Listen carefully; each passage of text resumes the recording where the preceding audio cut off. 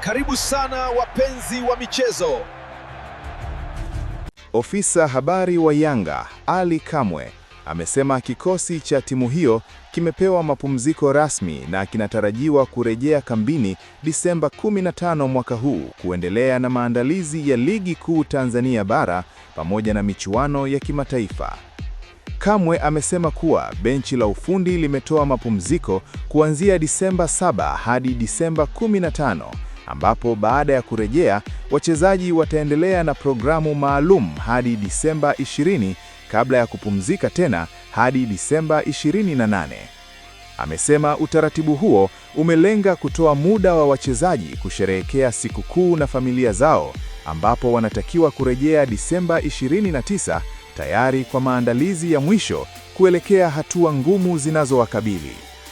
Kwa mujibu wa Kamwe, kipindi hicho cha maandalizi ni muhimu kwa kuwa mwezi Januari Yanga itakabiliwa na ratiba ngumu yenye mechi za ligi kuu na zile za kimataifa kutegemea ratiba ya mwisho itakayotolewa na bodi ya ligi.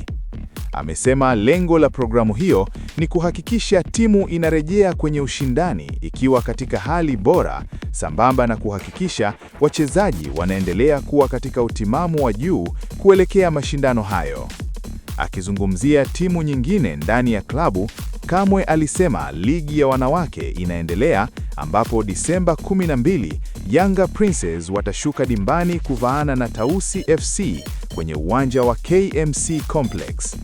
Kamwe aliongeza kuwa timu ya vijana ya klabu hiyo U20 inatarajiwa kucheza Disemba 17, ikiwa ni sehemu ya mwendelezo wa ratiba ya shughuli za mwezi mzima kwa timu zote tatu za Yanga.